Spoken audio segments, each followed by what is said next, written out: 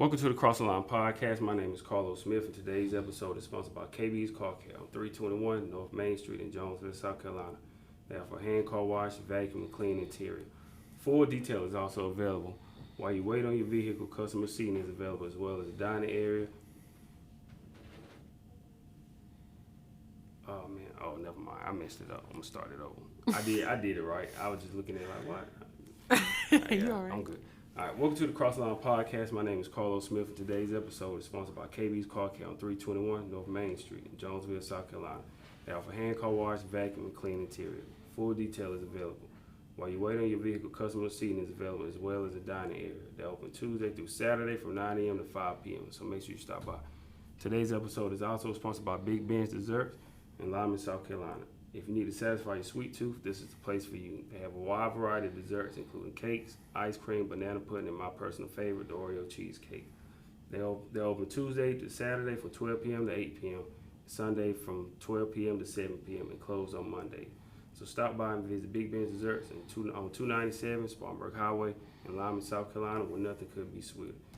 Today, we're back on the road in Atlanta, Georgia, for the Cross the Line Podcast Self-Investment Tour. I have a very special guest with me today. She is the founder of Be the Buzz Agency, Miss Sarah Busby. How are you? I'm good, very good. I appreciate you taking the time to sit down and have a conversation. So just letting people know, this is actually our first time actually meeting in person. You know, I reached out, was it last year, the year before that, about one of your clients, and some time had passed, and then I remember you reached out to me on Instagram. You said, hey, just stay in touch and let me know about some other opportunities. So I said, okay, I got you.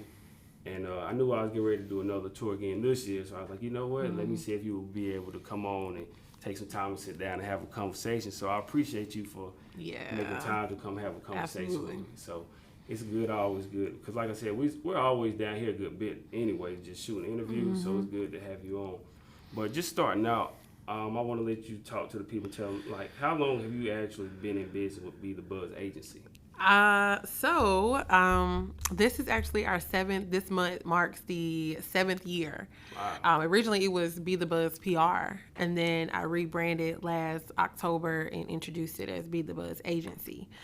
So I feel like I've been here in Atlanta for 5 years, but I tell people my business really didn't start until about 3 years ago, because you dibble and dabble in things, you don't know what you're doing, and so but yeah, I would say 7 years in business, but really I got that major push like 3 years ago. What made you want to like switch from calling it Be the Buzz PR to Be the Buzz Agency? Like, yeah, good question. So I knew that I wanted to make some much needed changes, and I knew that to grow, and what my long-term vision was not to solely be the person that did everything, all the accounts and everything like that. So I knew I wanted a team, and I wanted to be known for more than just PR. So we would introduce ourselves as, that we offer different type of services, but when you hear the name, it's strictly PR.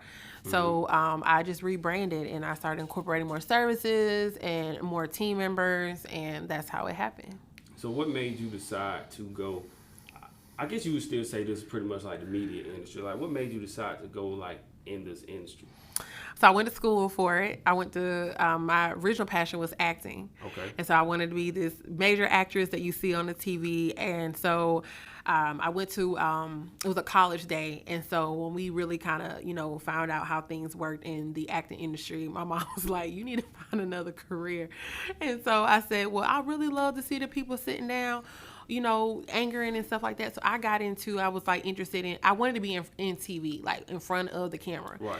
And so I went to school for it. And I graduated in 2014. I, was actually on air. I had a great internship. And after I got out of college, they wasn't checking for people like me at that time. And so I just had to create an opportunity for myself. So, man, I promise you, I see like our stories are already kind of similar already, because I graduated in 2014 from USC Upstate, and my major was information management. I picked up a minor in mass media, so that's when my senior year was kind of like when I got my internship. I waited to the last minute to get my internship, but that's when I started doing the broadcasting, and had an opportunity to cover the Hornets, NASCAR, cover the Panthers, because they're like a little bit over an hour away from us. And kind of like your story, like I couldn't find a job in my field, so it's like, you know what? If y'all won't give me an opportunity, then I'm gonna do it. Create my own. So are you originally from Atlanta, or where are you originally from? I'm originally from Mobile, Alabama. Okay. Yep, Alabama. And how long have you been in Atlanta then? 5 years. 5 years? Yeah. So did you know, like, you needed to get away from home, or? Yes. Because my passion was broadcast and, wanted to be in front of the big lights. And I had so many people tell me, they said, you got to get out of here. You can come back, but go to other markets and see how to really grow and develop and build those relationships. And home is always going to be here, but to really, level up your career, you need to move. I remember my professor, shout out Professor Mattingly. I only had him for like one semester before I graduated. And he always told us, if you're going to work in media, you got to be mobile. You got to be willing to move. Because he was like saying constantly on the go. Oh, yeah. Which I see that now because I'm constantly on the road, going back and forth. But talk about your hometown, Mobile, Alabama. What was life like in your town? It's a small community. Like it's small. It's grown so much. When I go back home, I'm so proud of where it is, where it has come from. Super small. I am a church kid, so my parents were in ministry. So I grew up, went to a private school. People still joke on me because I went to private school. But back at home, part of a very structured, family unit, both parents. And when I was 12, I lost my father. So really just kind of going through just having a good support system. My mother, I had really strong, good friends and family that we grew up with. But home life was great. A lot of my friendships are from when I grew up, and then those that I, gained along the way, like in college. But home life was good. Mobile is a great place. What people don't know is we're the home of the Mardi Gras. They don't like to give us our props, but that's who we are. But yeah, that's the place where you want to go, have a good time, eat some really good food. Yeah. I actually we passed through Alabama when we went to. Back in March, we went to New Orleans for my birthday, and we rolled through. That's the only time I was like, I've been to Alabama pretty much that way. But I would definitely like to go back again. I actually met a guy a couple years ago. He was from, I can't remember what part he was from. It'll come to me later. But I was doing like a freelancing opportunity for the Source magazine back 2 years ago with CIAA when it was in Charlotte. And I met them, and they were from Alabama. That was the only time, I remember doing an interview with him. Having a conversation with him, and we were talking about connecting and coming out their way. But talk about your family a little bit. Growing up, did you come from a family of entrepreneurs, or were you kind of like the first one in your family to start that trend? I like to call my dad had an entrepreneur type of spirit. He, outside of being in the military and serving a few tours in the military, he was a barber. He had his own barber shop, and he, when he got to Alabama, he had his own church. And so what people don't know or they don't think about is church it's a business at the end of the day. Unfortunately, you would think like, okay, that's my place to worship. You don't say that around certain people. You say I know. People, oh man, they be like, I'm like, but at the end of the day, bills got to be paid, and now the way they've built church now, it's not what it used to be when he was alive. It was, you come lay your burdens down and have a good time, but now it's just churches are doing so many. They're offering their members so many different things, like the marketplace and just arts and theater and things like that. But I would say and I tell my mom this all the time. I say I wish he was here so he could tell me, like, what did you do? How did you do it? I can only go off of the story that she tell me and what they went through. And but that's one person I really look up to, even though he's not here. What kind of I always like to ask people, getting into that field is always interesting, but what about some of like the jobs that you worked previously? Like what kind of were some of those jobs that you worked to kind of get to where you are? Whew. How long do we have? Do it have to be industry type of jobs or anything? 'Cause I can tell you I had a lot of jobs that has nothing to do with what I'm doing now. Oh, man. I used to be a driver for budgets. I used to be, oh my gosh, I done worked almost every retail job, you can think of. I'm like, what have I done? I used to work for this I worked for a logistics company in Mobile like 2015. We did the on the intermodal side. So kind of, when the incoming containers come in. So I was doing that.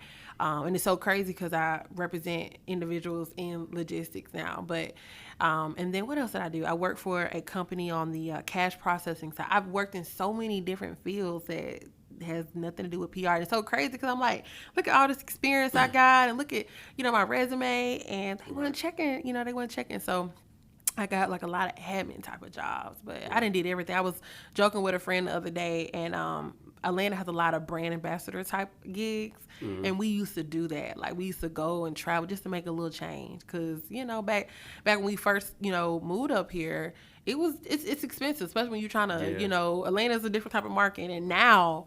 Shoot, like it's crazy out here now, in inflation. But yeah, we were trying to do anything. Right. I'm gonna tell you about my work experience as well. But I want to, when you talk about resumes and people not checking for you, this is my view. Tell me what you think. I don't think a lot of these companies, they actually like take the time to really look at these resumes because they have so much coming in. My opinion, this is why I haven't done a resume and sent out a resume in so long, because I feel like it's more about who you know. Or who knows you, as opposed to just sending out your resume. Because I was like, man, when I finished, I was like, man, I've been sitting in front of the best athletes in the world.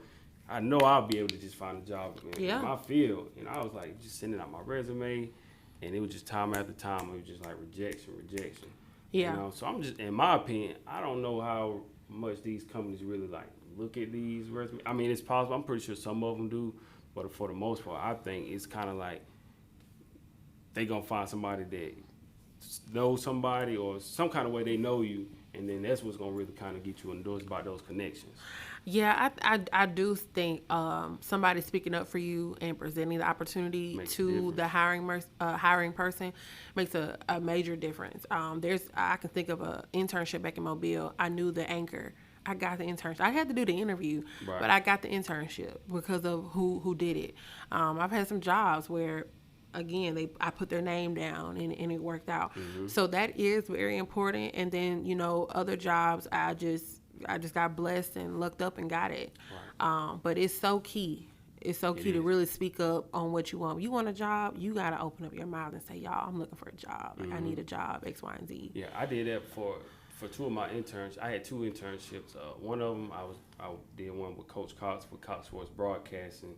And then the other one when I was a guest relations worker at the stadium for the Panthers. So for that one, I was just helping people find their seats in the stadium. And what was crazy about that one was this lady came to my job, and I saw some stickers on the back of her car, or a sticker on the back of her car, and it was a Panthers sticker, decal or whatever. And I said, ma'am, you're a fan of the Panthers? She said, yeah, my husband, he's over security for the Panthers. He's been there for about 25 years. He's getting ready to retire. And I was like, okay, I'm just looking for an internship for school. And she's like, well, I'll tell you what, I'll go talk to my husband, see if he can find anything, and I'll get back to you. So I didn't really think nothing else ever, because sometimes people tell you they'll do something and never get back to you. So next time she came back, she told me, she said, here, take this number and give him a call and tell him that you spoke with Mr. Gene Brown. He's no longer here now. He passed away a few years, about 3, 4, maybe longer than that, about 4 or 5 years ago. God rest his soul. But that man had never even seen me in his life. He was just going off the word of his wife. But when I called the Panthers, left a voicemail. Next thing you know, they called me right back and they said, we want to bring you in for an interview. Went up there for an interview. I was in the office maybe 5 minutes. Boom, they gave me a job. And they was like, we just value Mr. Brown. So anybody here that mentions, we'll definitely take it in. So I say relationships are so important. So important. Yeah, that'll definitely take you a long way. But speaking of work experience, I want to tell you some of mine. It was, I remember working high school. I worked at Buffalo Seafood. I also worked at Buffalo Seafood. I worked at the Adidas plant. I worked that was in college. I worked at Adidas. I worked at Toys R Us. I worked at Sam's Club. Yeah. Oh yeah. Oh man, I worked so many jobs. I remember working at Adidas, making like $8 an hour, working 12-hour shifts over the summertime. Yeah. And for a while, I worked at FedEx after college, even after covering sports and interviewing the best players in the world. And that's when I had kind of like a moment, like, man, how did I even get here? Like, I was just in front of the best athletes in the world, and now I'm throwing boxes on the back of a truck. Right. And man, with stuff like that, man, it can be humbling, and it'll make you feel like, man, where am I even, going in life? Because there's so many twists and turns, and you think, like I said, after college, you think you're just gonna find a job that's gonna in your field. But it's so many of us after college, we had that hard time finding stuff in our field. So yeah, that's why I said I definitely understand where you come from. Where it's like, that's why I said I can relate to working in the media, graduating and trying to find a job in your field, and it's just like one door after another shuts in your face, right. And you just had to create your own. So what was that moment for you where you felt like what made you realize entrepreneurship was kind of like the route for you? So at the time, I didn't really know that those words or those terms, I wasn't even hearing about entrepreneurship. I just told my friend, I always, I tell this story. She was up here first, and she was, dealing with not really finding a good job, or she wanted to really kind of get into PR. And she's like, Sarah, we should just do our own thing. And we didn't say entrepreneur. We was like, we should do our own thing. Right. And so, but what really clicked to me that this was entrepreneurship was for me, I would say a few years ago, being here, just really being around in Atlanta. There's so much, there's a lot of Black excellence. There's a lot of, so many people are doing different things. And to anybody that's listening, there is so many opportunities to make money, but then people say, well, it's overly saturated, everybody's doing lash, everybody's doing, but they're not doing, you can get your own clients, it's so many people here, and it just takes strategy and just dibbling dabbling in different things, but you will eventually find your way here. And I started to notice, like, man, there's just so many opportunities here. It's countless. Shoot, even from the jobs, like, I'm like, I could do this. I was working at one point like 5 jobs up here to just make it. So, you could just go about that. Like, if there's so many jobs, opportunities, then it has to be, an opportunity for me to, succeed. So that's when I knew, is when I got up here. I like to ask entrepreneurs as well, because I noticed, like, for the most part, most of the entrepreneurs that I interview, wherever they have their businesses at, they're not necessarily from that town or whatever. They actually leave from home and uproot and go somewhere else. Mm-hmm.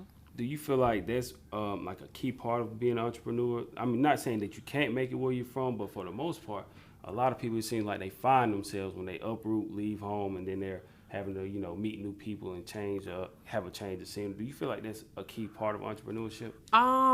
It's a key part to be flexible, is what I'll say. It's a very key part to be flexible, because, it's a lot of entrepreneurs that either their family, passed things on to them, or they just, because of their upbringing, it just was a easier path. Not say easier, but it was just a more maybe streamlined path for them to kind of stay rooted where they are. Mm-hmm. But in entrepreneurship, you do have to be flexible, and to grow and to see outside of Atlanta or Mobile or Texas. It's so good to have connections in. If you from Houston, have connections in Atlanta, you know what I'm saying, and have connections in Tennessee. Like, man, that just makes you so more valuable to whoever you serve.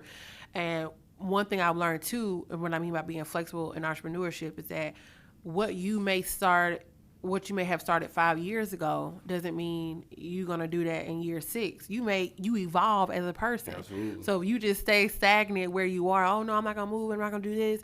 Shoot, educate yourself, add on more services, take off more services, add on more products. You may say, I'm a product-based business, but what if, the pandemic has taught us that we can teach. So you may be a teacher at heart, you may can take what you've learned. So the biggest thing in entrepreneurship is to be flexible and to be open.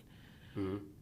So that's what I would say. I noticed you said something about you and your friend and talk about starting a business. How many people do you have like working with you? Oh, my team. Ooh. If people ask me that, I'll be like, how many I got? It's about a good strong 8 of us. Okay. A good strong 8. And was it how do you like sell your vision to people that you want to come join you? Because of course you can't expect them to see what you see because of your vision, but how do you get them to buy into joining your team? Ooh. So I've reached out, but a lot of people have seen or have noticed things that I'm doing, or I'll get referral. Like I'll, ask like, hey, I'm looking for this. Like it's, we're looking now for content creators, anybody that's listening, content creators, because those are the things that thrive my business. Photographers, videographers, like those that we partner with. And so a lot of times I'll make a post or I'll speak to someone or I'll talk to somebody. I know I have a few, my entire team is strong, but I know a few people that I like, hey, this is what I'm working on. This is what I'm doing. And you have a skill set that I need. Right.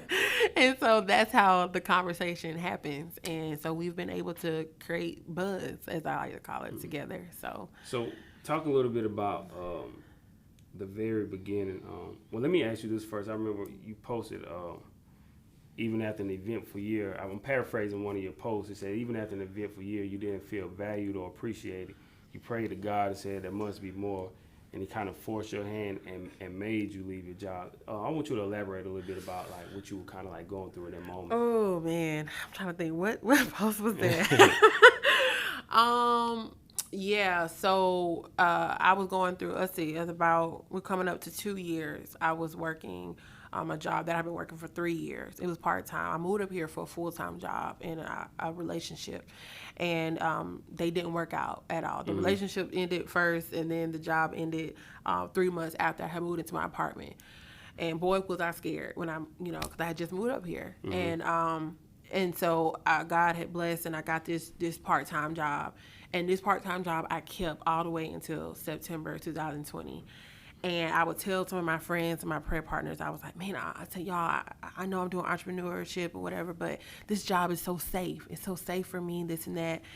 But God fixed it up where that I had to leave the job. Like my hand was like forced. Like it's like he shined this pretty, like this is so pretty. He shined this pretty object in that job. And it was just like, when I took it, it was like, oh, heck no, this is not what I want. They put more money in my face. All this, oh, it's easier. We know you got a business. You can do this.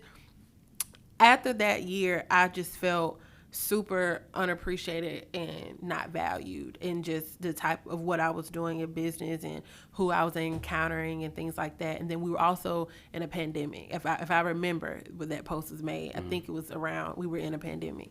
And so a lot of times in entrepreneurship, you give because you want to give quality service, you want to give quality products. And it's sometimes just not enough, and it's hard, especially when you're a person like myself. You want to please, obviously, you want to please your client. You want to please the customer. And so, when you find out that things are not working or they internally don't like certain things and they, maybe their attitudes are different, you're just like, man. So at the end, not only did he force my hand away from the job and push me into full-time entrepreneurship because I was like begging and screaming like, nope, I can't do it. It's a security for me on the side, in case I lose clients. It was just a lot. But after a break, I came back ready to get to it. So after you take that leap of faith and you jump and you go all in on your business, what was it like in the very beginning, being on your own and officially like, okay, I'm a full-time entrepreneur? What were those beginning days like? Well, one, I was waking up late. I was like, you can't do no business waking up late. Like, you can't do that. That's lazy. Oh man, it was hard because when I quit the job or left the job, whatever, I was going into fourth quarter, and fourth quarter is a slower time. A lot of times, for it can be, and so that was a very slow time. Usually, in our industry. Second and third quarter, like booming because it's festivals, it's events, there's so much going on.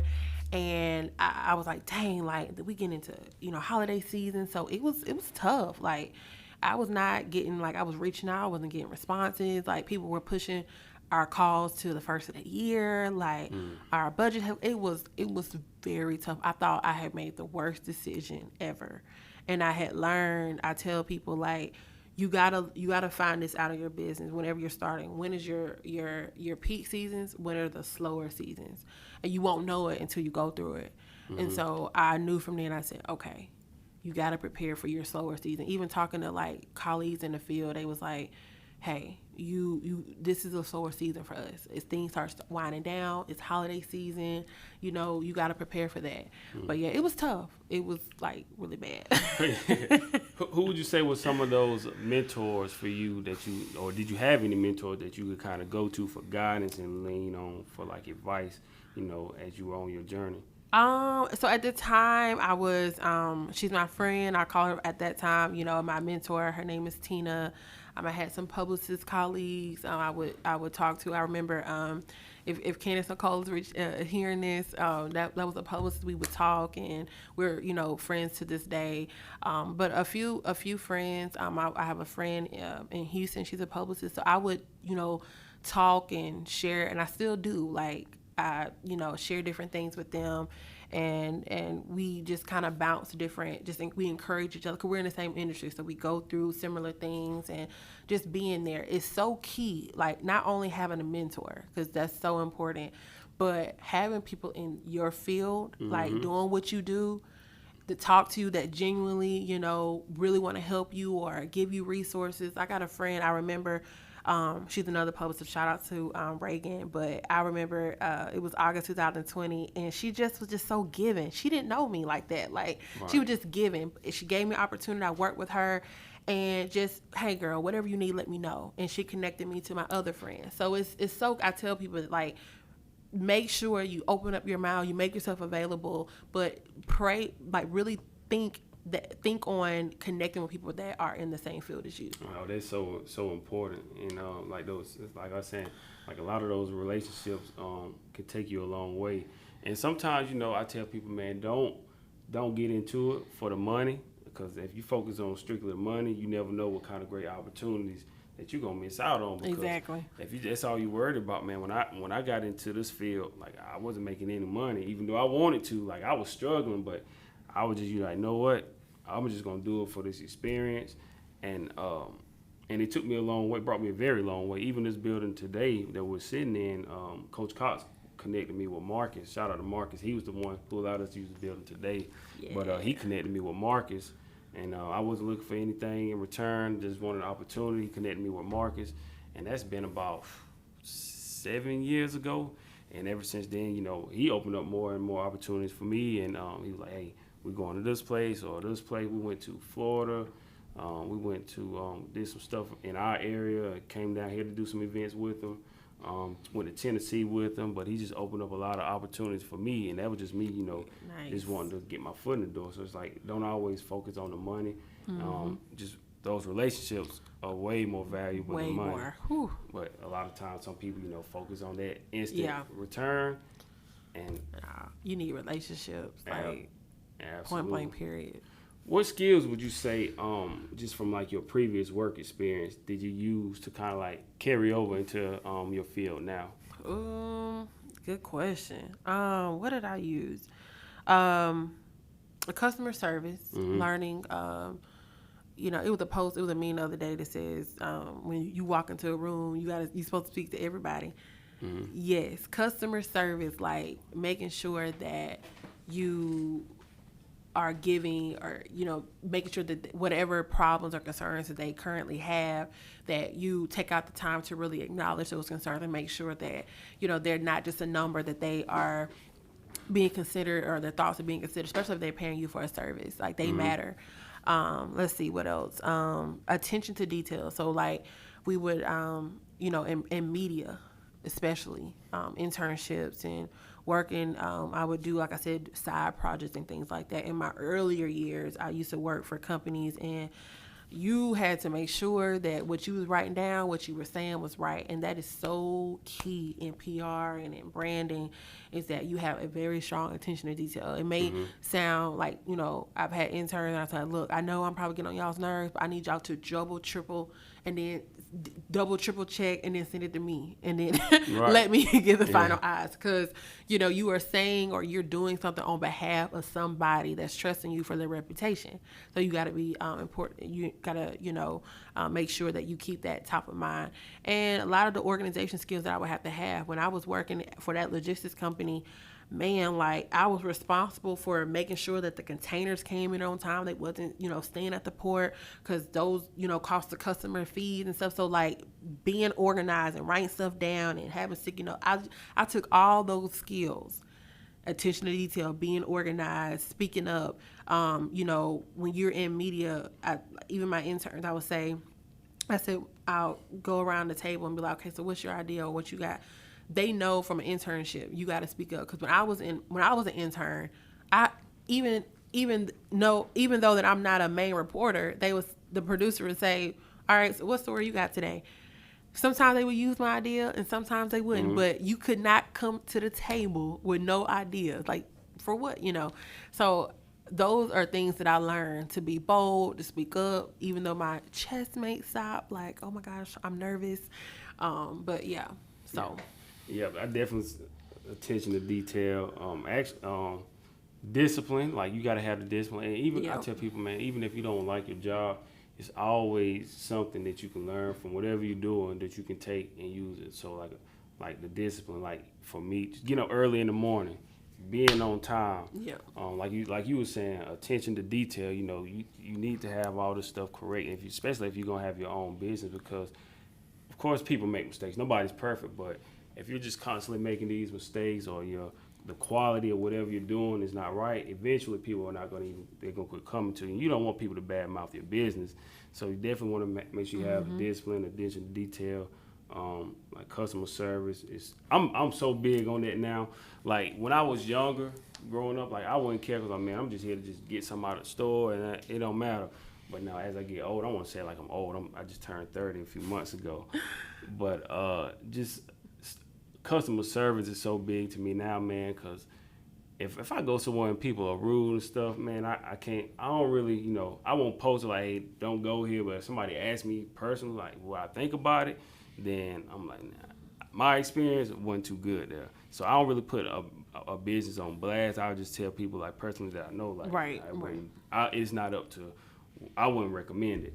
But it's just customer service, man, and how you treat people is so much more important. It's so key. Because even if your quality is not where it should be, because they like you as a person and they see you making that effort, these people might come back again just to support you, to try to help you get to where you are. So that's why this stuff is so important. Right. I want to talk to you about, I asked you earlier about getting people to buy into your company and believe in you and join your team. So I'm going to ask you about the other side. How do you get your clients to, how do you sell your clients and get them to believe in what you can do for them? So one of the things that I love about what we do is that we're transparent, and sometimes all of our clients, we do a lot of hand holding in those first few months. And because a lot of times business owners know they need a service, but they don't fully understand the capacity of what you do, but they know the results that you bring, and they know that they need it. They know they need your service. They know they just can't do it. And so what the trust that we build is that we want to not only do we want to over-explain, we want to make you feel as comfortable as possible. So we want to make sure that you feel like, okay, you can ask us questions. You can, if there's any, confusion or anything that you're not confident on or aware of, give us a call, let's set up a meeting, let's clarify, and it's a nurturing process. Right. And, for service-based businesses, I'm not saying to baby your client, not at all, but there should be some sort of nurturing in those first few weeks, so that they can feel comfortable, because you are, I don't know, everybody's business is different, but they are spending. When you're in business and you pay someone to do, they pay someone to do a service that they really could do. That, you really could do your own brand. You could set up the camera and take your own headshots and all this type of stuff. They're making a sacrifice. We're business owners, so imagine the sacrifice that it takes to hire someone to do your ads or hire someone to do your social media. That's a sacrifice for you. And so I don't take it lightly. I tell the team, like, they're paying for X, Y, and Z. We said we're going to do X, Y, and Z. We got to do it, and we got to go above and beyond. Because, like you said, even if we do make mistakes, they will say at the end of the day, they checked in on me. They nurtured me throughout that process. They made me feel like I wasn't just a number. Like I made them feel like they really a part of the Buzz family. We call them, Buzz family, welcome to the Hive, or things like that. So that's so key, and I think that's one of the things that I'm happy about, I'm proud of, is that they can feel comfortable to text or call me. How do you manage, like, all those different personalities with all those different clients? Is it hard to maintain? Because some people may need more time than other individuals. So how do you manage all of that, dealing with these different personalities? Are we being honest? Yeah. It is a everyday struggle. And if they hear me, they know, some of them know who they are. It's an everyday battle. But, I'm a people's person. So to be in business, you don't have to be no extrovert, but you definitely got to be a person. Okay.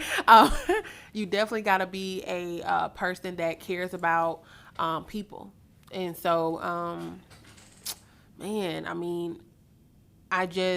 will say this. It's kind of like how you treat your friends. Like, you categorize your friends in a way to where, okay, this my gossiping friend, it's my introvert friend. She don't like to go out, she like to be at home.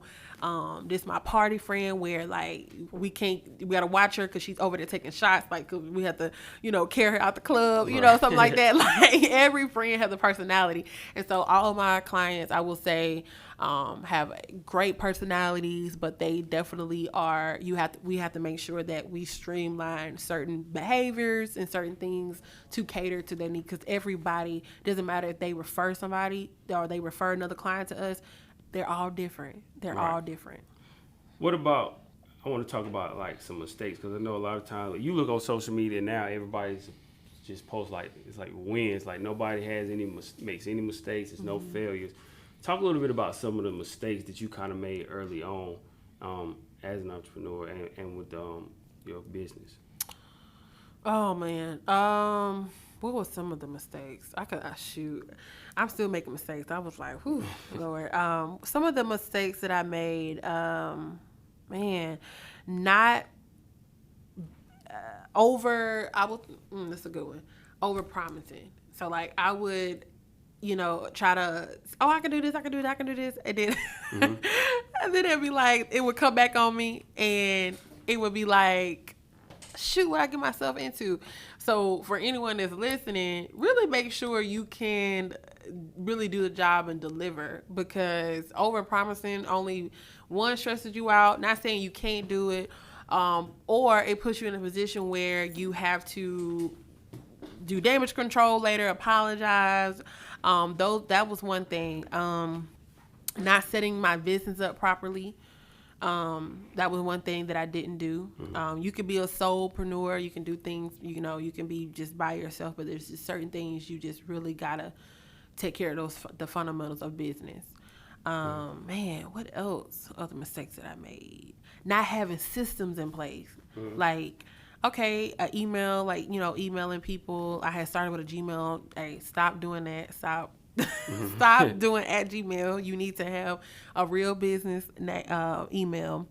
I'm glad you told me that, because that's what that's all I use. I'm like, hey, I just use my regular email. But when I send out my emails, I make sure I add, like, a link to my website, so right, so you can see, like, you can see it. Yeah. But I'm glad you said it though. So now I get know. It's like, I think it's like free or $6 or anything. Like, get that. Make it official.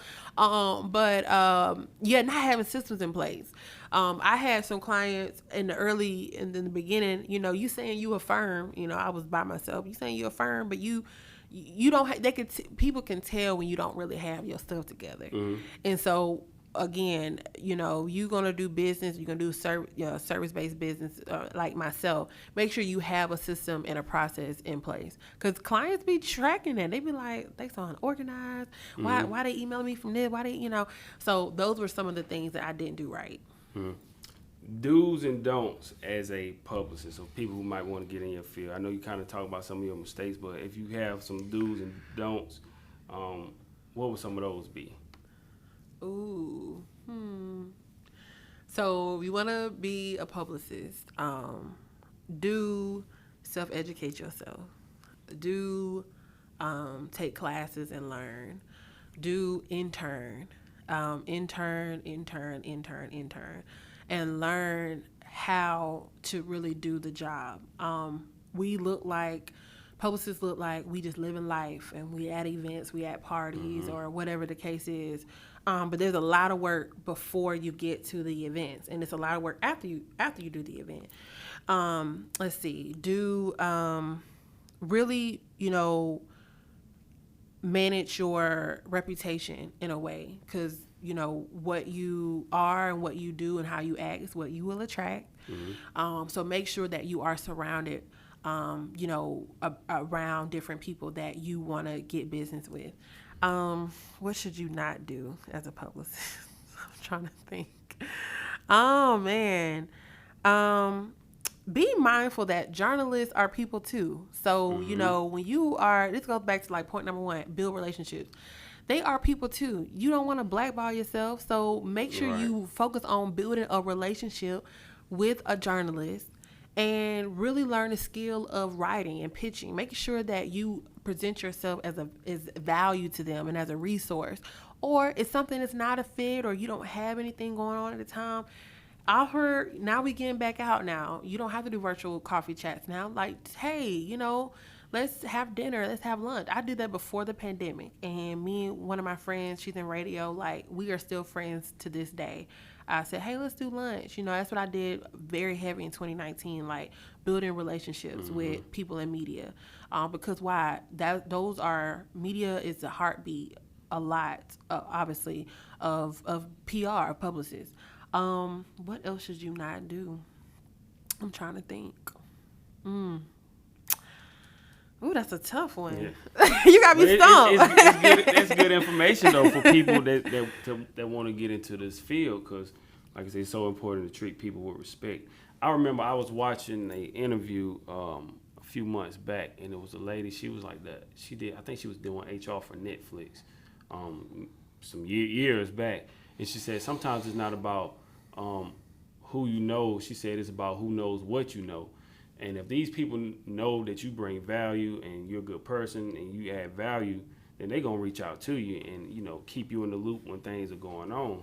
That's why I'm saying I feel like all of this still comes back to, building those relationships. And treating people with respect. Because if you, like I said, you don't want to blackball yourself, and people ask about you and they say, nah, this person, I wouldn't mess with them because they got some issues. You don't want to put yourself in that position to where you can't get any opportunities, and then you'll find yourself out of that field. Right. I want to ask you something else. I saw you actually shared this, posted this in your story, maybe it was either yesterday or the day before, that you said something along the lines of having a publicist is not the same as having a marketing team. Can you talk about like the difference? Yes. So a lot of people share that. All right. So for those that are listening, so a marketing team, they primarily focus on sales. Like they are the ones that say, okay, we've got to set these margins, set these goals, and you want to see a ROI at the end of the day. And in marketing, in a marketing plan, there should be checkpoints or marks where, okay, of advertising budgets that you allocate for your business or your event or your products and things of that nature. You are, marketing is also like collateral that you are, purchasing or spending, like the banners and, this is part of my marketing budget, or my ads, like my ads part of my marketing budget. Like that team is focusing on yes, brand awareness, getting the message out, that's true, but they're doing it in a way to gain sales, gain attraction, gain customers. PR, we focus on publicity, we focus on brand awareness, so we focus on press placement, publicity opportunities. Brand awareness can come in ways of we get an opportunity, I don't know, at an award show, and we get you a spot or a seat in the room because of our connections. What is that doing? That is putting you in a space of not advertising, but putting you in a space for you to market yourself, a brand opportunity for you to be in a room around potential clients, potential customers, and potential connections. And that's, a form of what a publicity team does. But our goal is always to get you press, earn placement where someone says, like yourself, yeah, I love that story, Sarah. Like, I would love to have them on my podcast. Boom, earn placement. Your podcast is, so many people hear it. We've put you in a position to gain media awareness in front of audiences that don't know who you are, but have heard your brand story and say, oh man, I need to purchase a product from them. I need to connect with them. I need to see what they're doing. So those are two different things. And I will say this, for publicists or those that are new to PR and you come onto events and you do things, one of the things I ask is, because then I learned this in my earlier years, some people will look at PR teams or publicists to get people in the seats and get sales, and that is not, we want to get brand exposure for you. We want people to buy your product, and it happens a lot of times. You get featured on a listicle, we call it listicles, for the holidays. Yeah, they're like, dang, yeah, I'm gonna support this Black business, I'm gonna buy all that stuff. Yeah, that does do that, but you need a marketing team to market your event. You need a street team, possibly. You need brand ambassadors. That is marketing. So, yeah. Do you, speaking about getting them in placements, I know you have clients that you had at Forbes, Entrepreneur, Essence, or Yahoo. Is that something you have to worry about? As opposed, I know we talked about managing their personalities. Is this something you have to worry about? It's like, hey, I need to get this person out here more exposure, or this other client, they need more exposure. Is that something you have to worry about as well? Or I know you don't want them. I know you don't want your clients to feel like, well, she's spending more time with this client as opposed to spending time with me and getting me out there. Is that something you have to be mindful of? Yeah, we all have to be mindful of that, but that's also in the beginning, especially for those that are new, is managing expectations. That was a piece of advice that I've heard. I know from a few of my PR friends that says, make sure that you manage those expectations. You manage from the beginning. Okay, you need to let's focus on your story. Because what people don't know is that I can pitch something. I'm pitching ahead, so it's June. I'm already pitching August, September type of content. Besides of what I'm already focusing on now. So what they don't understand is, I may pitch you in month 1, but month 3 I'm getting all these hits, because it takes that amount of time sometimes to get a responses, or hey, it's June 16th, June 15th right now, but my earliest availability for an interview is July 19th. Okay, well, we in month 2 now, so now we're about to be in month 3. Okay, by the time the story published, it's gonna be month 4. So It takes a lot of time. So managing those expectations from the beginning, that is something that we all think about at some time, like, man, I'm not, we're not getting much hit for this client, but on the back end, I just posted 3 interviews for this client. But what they don't know is that it took some time, it took a build up. Right. So yeah. I was gonna say, because a lot of times they might not even see like the behind the scenes stuff that you got to go through on your side to kind of help them. Yeah, they don't understand. Yeah.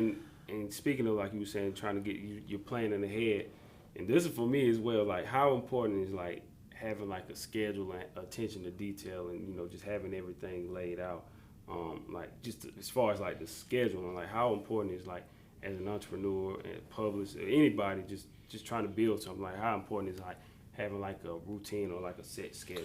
Yeah, it's important so that it can at least give you some freedom and time back. I think it was a time where I would take consultations at all times a week and all different times of time.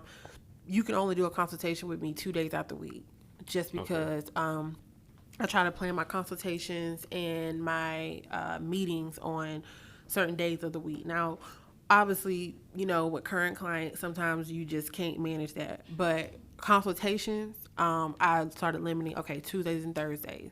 Monday is going to be gather my thoughts and do a strong admin day and a strong systems day, and look at numbers and follow. If I have an event on the weekend, let me recap things on Monday. Monday's always that crazy day. Then Tuesday through Thursday, strong pitching days, strong research days, and then I manage my meetings. So you gotta really figure out, and again, you'll only know this as you continue to grow in business. You gotta figure out what works for you, but that schedule, I write everything in a planner. If you don't send me a calendar invite, it's not on my schedule. That's another thing. Cause you told me make sure I send it on the calendar, which I do. Yes. Which I did that. But I'm like, sometimes I just try to keep stuff in my memory. Like, okay, God, don't like I know. Like I know I got this interview lined up. I'm going this day or whatever. I knew I would have missed it. I would have. If it didn't remind me, or it wasn't on my calendar, but I had already written it down anyway. But still, you get going through the hustle and bustle of running a business, managing a team, things popping up, and you're like, oh shoot, I got a podcast interview at 4. It's 3:00. I just got a call. Like, come on, So right. Yeah, it's so key. I'm reading a book now by Brian Tracy called "Eat That Frog," and it's basically just talking about killing procrastination. It's called Eat That Frog because it's basically about like attacking the biggest thing. He says eat the biggest and the ugliest frog, meaning like the toughest task throughout the day. Get that one knocked out first because you don't want to keep putting it off and then you still got to deal with it anyway. So I always deal with those. And then he always talked about having like a set schedule, like even like the day before or like on Sunday when you got to plan your week ahead. Just make a list of the tasks that you need to get done and just, have like a set schedule and attack the most important things first. So that's what I said for me. That I know I need to, continue to work on like scheduling and stuff because like I'll reach out to people and I know I have it done, but like as far as like I need to put it on my calendar. I just write stuff down and then I just try to keep it in my mind. Like, okay, I know I got to go here on this day and I got to be there at this time. But scheduling, I feel like definitely is like an important part of as an entrepreneur. We're almost done. I got a few more questions. Yeah. I appreciate this conversation.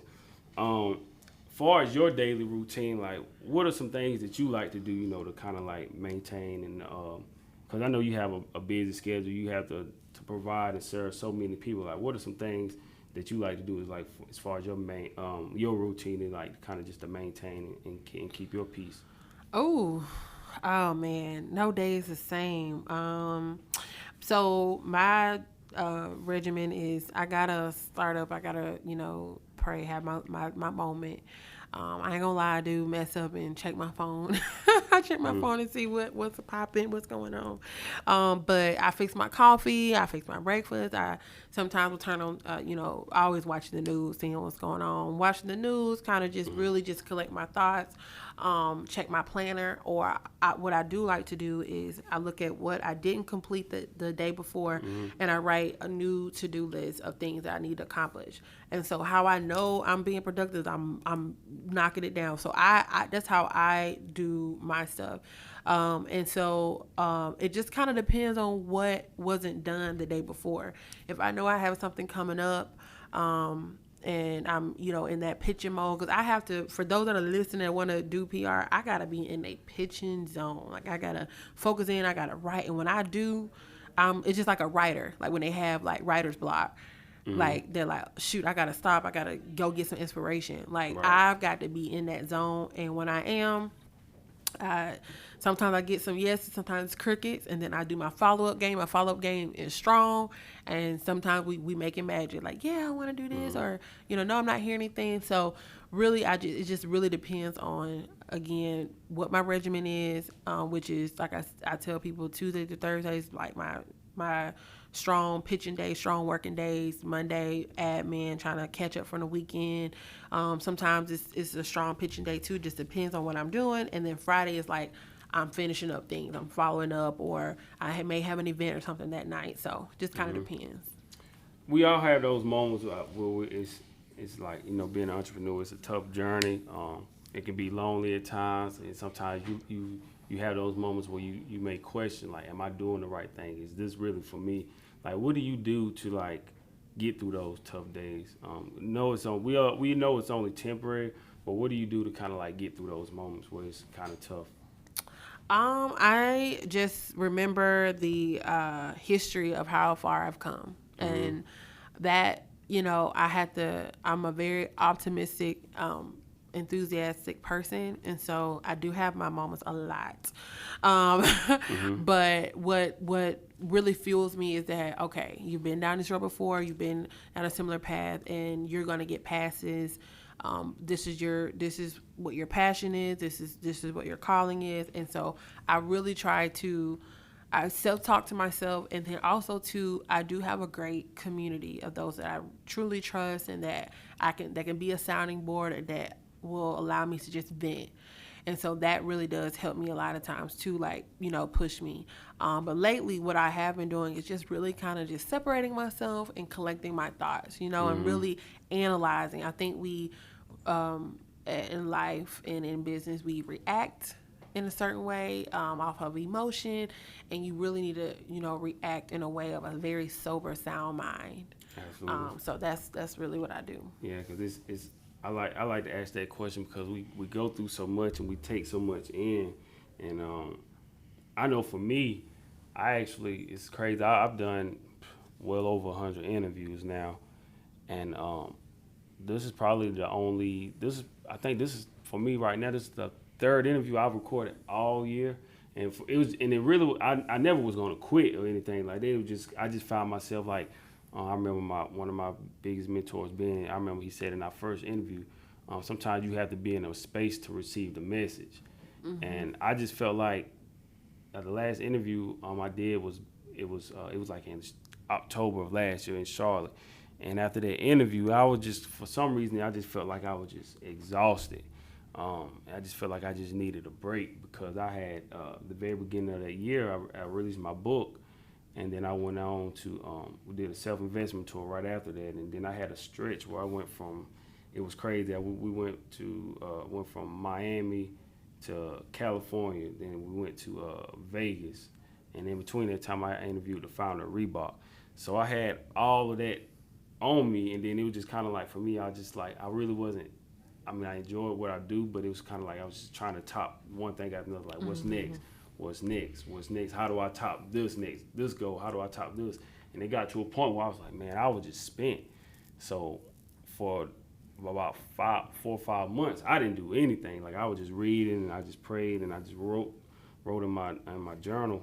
But it was just like I didn't feel like I was in that space to, do anything else. Right. So I had to step away from it, collect my thoughts. And then when I got back to it a couple months ago, I was finally, okay, now I feel like I'm ready again, to fully embrace this journey again. So I'm back on the road again. But I think that's so important, as an entrepreneur, because I think sometimes you got to grind.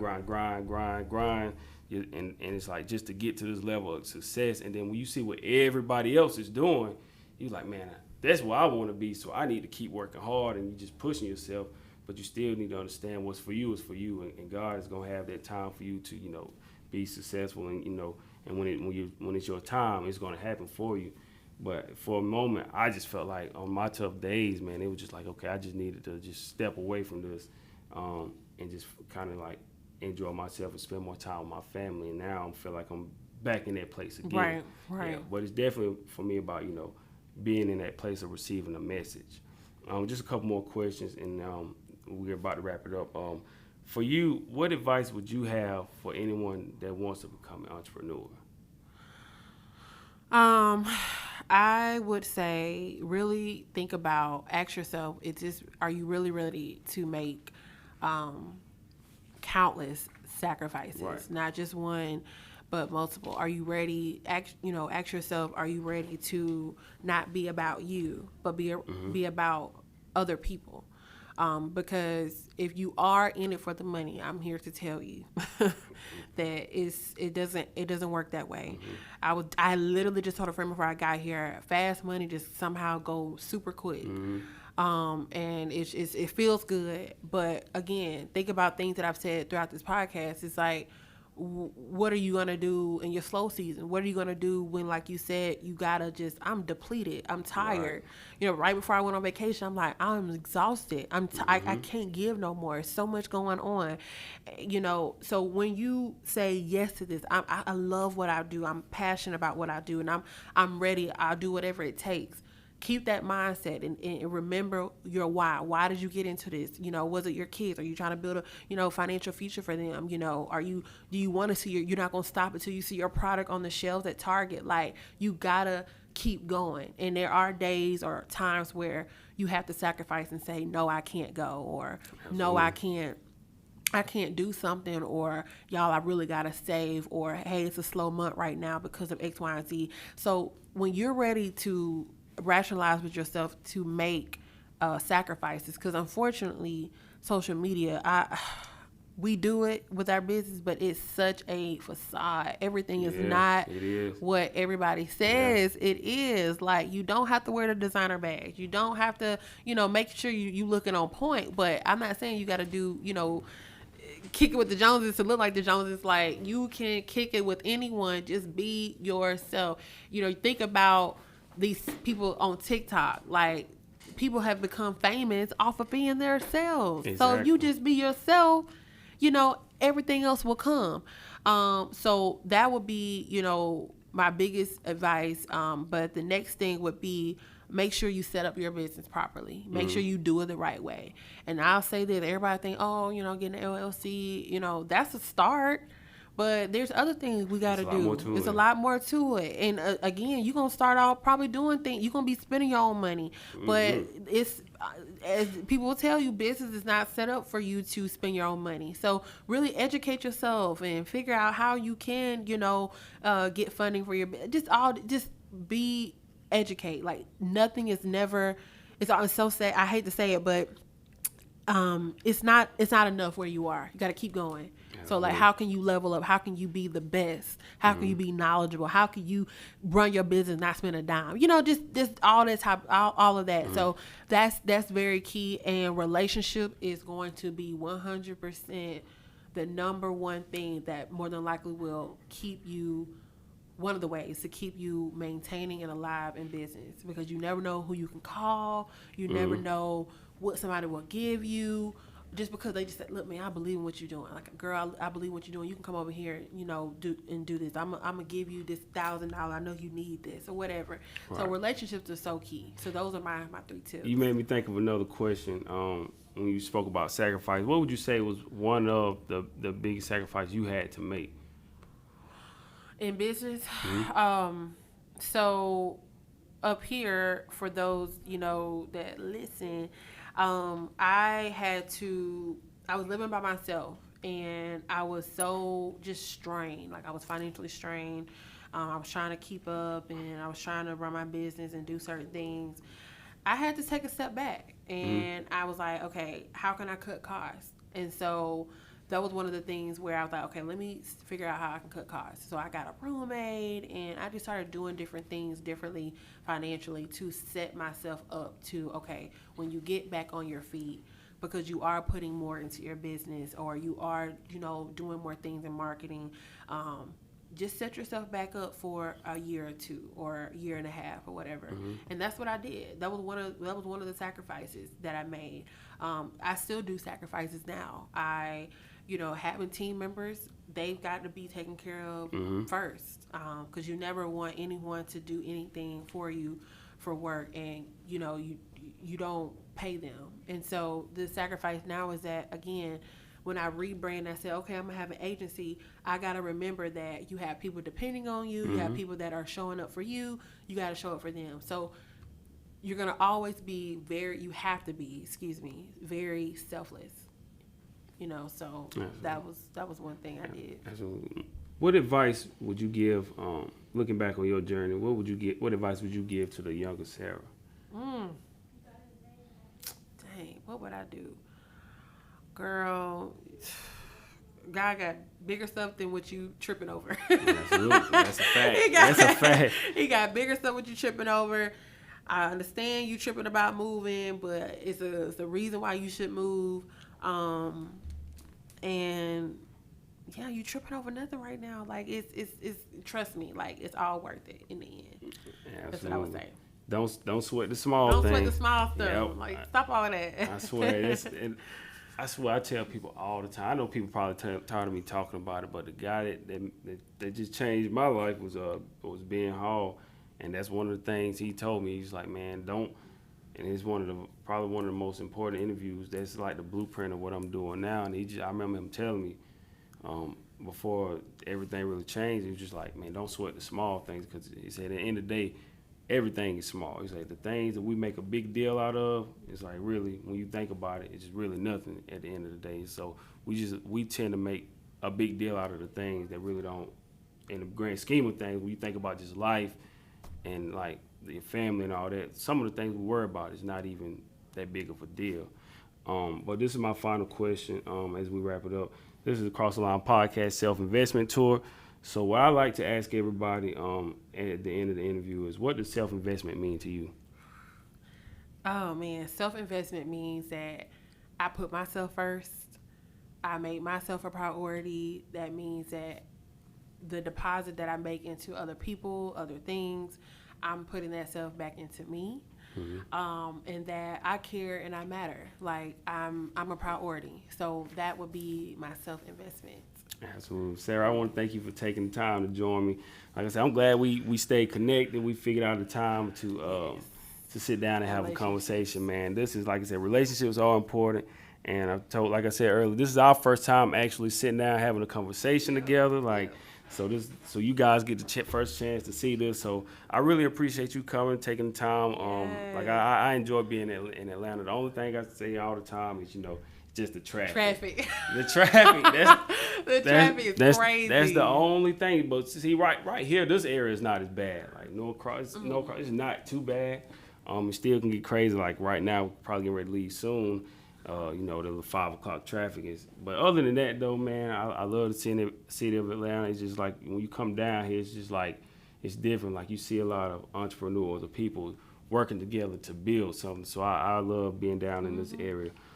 Before we get out of here, can you please tell everyone how to find you on social media?